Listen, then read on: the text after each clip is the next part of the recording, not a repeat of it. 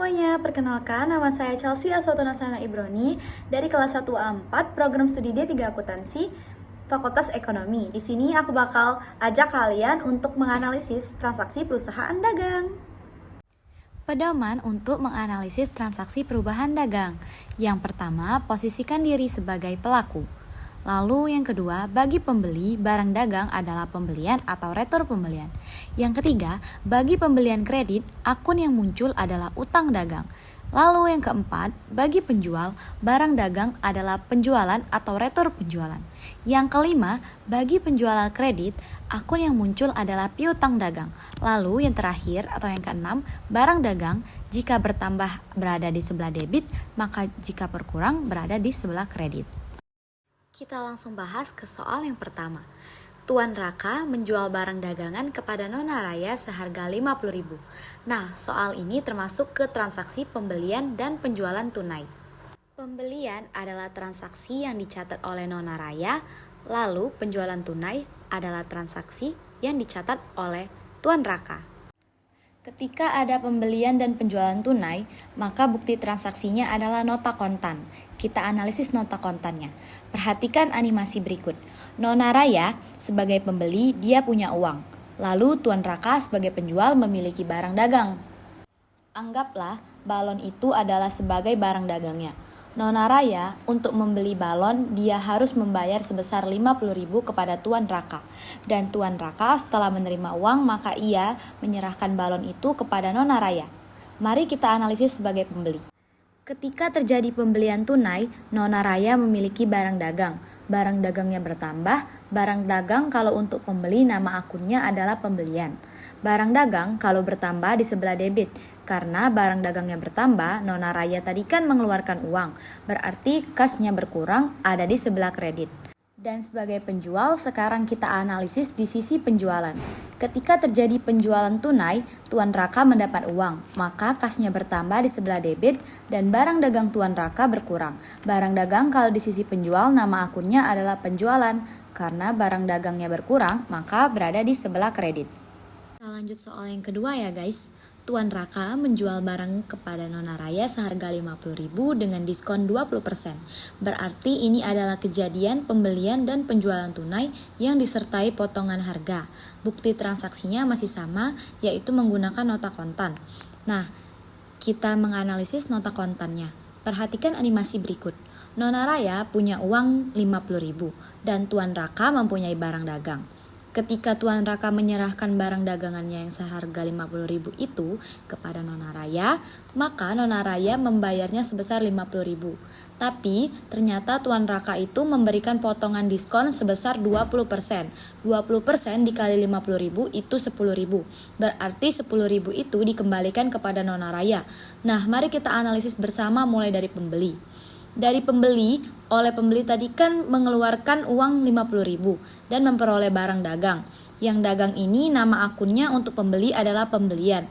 Maka barang dagangnya bertambah, pembeliannya bertambah berada di sebelah debit sebesar 50.000. Dan kasnya dia berarti Nona Raya hanya keluar 40.000. Sedangkan 10.000 ini masih dipegang, dikembalikan. Ini merupakan pendapatan Nona Raya. Nah, karena pendapatannya ini dari potongan harga, maka nama akunnya adalah potongan pembelian Nona Raya.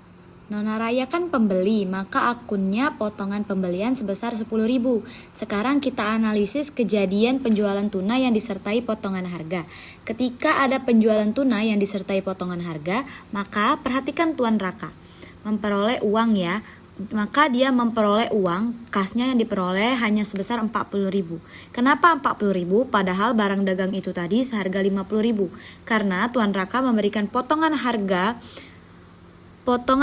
itu bagi penjual setara dengan beban, tetapi namanya adalah potongan penjualan sebesar 10.000. Maka ada di sebelah di berpotongan penjualannya dan barang dagang dari Tuan Raka ini berkurang. Sebesar berapa barang dagangnya itu sebesar 50.000. Barang dagang kalau berkurang di sebelah kredit. Karena Tuan Raka ini penjual, maka nama dari barang dagangnya itu adalah penjualan di sebelah kredit 50. Itu ya. Saya ulangi lagi. Ketika ada pembelian tunai yang disertai potongan harga, maka debitnya adalah pembelian, kreditnya adalah kas, dan potongan pembelian ketika ada kejadian penjualan tunai yang disertai potongan harga, maka debitnya adalah kas dan kreditnya adalah penjualan. Bagaimana jika terjadi Nona Raya mengembalikan barang yang sudah dibeli seharga 10.000 kepada Tuan Raka? Nah, ini adalah kejadian retur pembelian bagi Nona Raya dan retur penjualan bagi Tuan Raka. Perhatikan animasi ini. Ada satu balon yang dibeli Nona Raya tadi rusak. Maka balon itu dikembalikan kepada Tuan Raka. Nah, satu balon itu dihargai 10.000 oleh Tuan Raka. Maka Tuan Raka mengembalikan 10.000 itu kepada Nona Raya. Kita analisis transaksi yang terjadi. Nona Raya berarti kan mendapatkan uang ya. Berarti ini uangnya bertambah, kas bertambah di sebelah debit. Dan karena barang yang sudah dibeli Nona Raya itu dikembalikan, berarti barangnya berkurang. Barangnya berkurang, itu ada di sebelah kredit. Dan karena itu adalah pembelian, maka nama akunnya adalah retur pembelian. Jadi retur pembelian di sebelah kredit, karena barangnya berkurang. Ini transaksi jurnal yang dicatat oleh Nona Raya. Sekarang kita lihat ke Tuan Raka. Perhatikan Tuan Raka, berarti kan memperoleh kembali barang dagangnya. Berarti barang dagangnya bertambah, menerima kembali barang yang sudah dijual, maka nama akunnya adalah retur penjualan.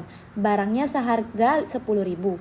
Barangnya bertambah di sebelah debit, nama akunnya adalah retur penjualan. Karena ini tadi sudah dijual dan kembali lagi. Nah, tadi kan Tuan Raka mengeluarkan uangnya ya, berarti kasnya berkurang. Kas berkurang ada di sebelah kredit. Jadi ketika ada retur pembelian secara tunai, maka kasnya di sebelah debit, di retur pembelian di sebelah kredit. Ketika terjadi retur penjualan secara tunai, maka akun yang terlibat retur penjualan ada di sebelah debit, kas di sebelah kredit. Tanggal 1 Januari, Tuan Raka menjual barang dagang kepada Nona Raya seharga 50.000 dengan syarat 2/10 N/30. Nah, kalau ada kata-kata 2/10 N/30, ini pasti kejadian pembelian dan penjualan secara kredit. Ketika terjadi pembelian dan penjualan secara kredit, biasanya bukti transaksinya berupa faktur. Perhatikan animasi berikut. Tuan Raka menjual barang dagangannya. Nah, barang dagang ini dijual kepada Nona Raya. Tetapi Nona Raya tidak membayarnya karena Nona Raya membeli secara kredit. Berarti sekarang kita analisis catatan yang akan dicatat oleh Nona Raya. Nona Raya memperoleh barang dagang. Bagi seorang pembeli, nama akunnya adalah pembelian. Karena barangnya maka hanya ada di sebelah debit. Pembelian bertambah, Nona Raya enggak keluarin uang ya guys. Karena ini secara kredit berarti apa? Karena enggak bayar dia menambah utangnya. Utangnya bertambah, utang bertambah ada di sebelah kredit. Utang dagang bertambah di sebelah kredit. Nah, sekarang perhatikan pencatatan untuk penjual. Untuk Tuan Raka, karena dia enggak nerima uang, maka akan dicatat sebagai piutang dagang. Tadi sudah bilang ya, ketika terjadi penjual kredit, maka akun yang muncul adalah piutang dagang. Utang dagang yang bertambah sebesar 50.000. Nah, karena barangnya berkurang, maka barangnya ada di sebelah kredit. Untuk seorang penjual, nama akunnya adalah penjualan di sebelah kredit, guys. Berarti kalau terjadi transaksi pembelian secara kredit, maka akun yang terlibat itu pembelian di utang dagang di sebelah kredit. Ketika terjadi penjualan secara kredit, maka akun yang terlibat di sebelah debit dan penjualan di sebelah kredit. Bagaimana analisis transaksinya ketika pada 6 Januari itu Nona Raya melunasinya? Perhatikan kalian soalnya yang di atas itu transaksi ini kan terjadi pada 1 Januari.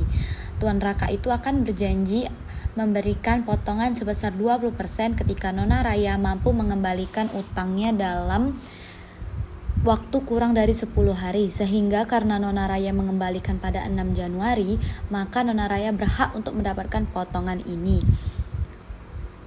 Adalah transaksi pelunasan pembelian dan penjualan kredit yang disertai potongan harga. Perhatikan animasi berikut ya guys. Nona Raya kan tadi utangnya 50.000 ya. Utangnya itu dibayar dilunasi semuanya kepada Tuan Raka. Sebagai penjual memberikan potongan 20%. 20% dikali 50.000 itu 10.000. Nah, yang 10.000 itu dikembalikan lagi kepada Nona Raya. Kita catat transaksi yang terjadi pada Nona Raya. Perhatikan, tadi kan Nona Raya utangnya 50.000. utangnya kalau dilunasi berarti berkurang. Kita tulis utang dagang 50.000, sedangkan Nona Raya tadi mengeluarkan uangnya hanya sebesar 40.000. Uang itu adalah kalau berkurang ada di sebelah kredit, kas hanya berkurang sebesar 40.000, sedangkan yang 10.000 ini adalah potongan. Dan karena Nona Raya itu adalah pembeli, maka potongan pembelian ada di sebelah kredit. Kenapa di sebelah kredit? Karena ini adalah pendapatan. Kalau bertambah di sebelah kredit. Nah, sekarang transaksi yang dicatat oleh penjual. Ketika ada pelunasan penjualan kredit yang disertai dengan potongan, nah berarti Tuan Raka itu kan hanya memperoleh uang sebesar 40.000. Maka bertambah 40.000 kalau bertambah di sebelah debit, dan yang 10.000 tadi memberikan potongan penjualan. Potongan penjualan itu kalau bertambah di sebelah, karena potongan penjualan itu dianggap sebagai beban dalam penjualan kreditnya. Tuan Raka akan mengurangi piutang dari Nona Raya. Piutang kalau berkurang ada di sebelah kredit. Utang dagang sebesar 50.000. Jadi, ketika terjadi pelunasan pembelian secara kredit yang disertai potongan harga, maka dibuatnya adalah utang dagang kredit. Kreditnya adalah kas, dan potongan pembelian ketika ada pelunasan dari penjualan kredit yang disertai potongan harga, maka dibuatnya adalah kas, dan potongan penjual kreditnya adalah piutang.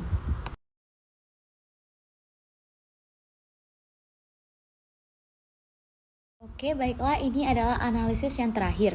Bagaimana jika 12 Januari itu Nona Raya melunasinya? Perhatikan, tadi kan utang Nona Raya 50.000 dan ada barang yang dikembalikan senilai 10.000. Nah, sekarang pada tanggal 12 dilunasi.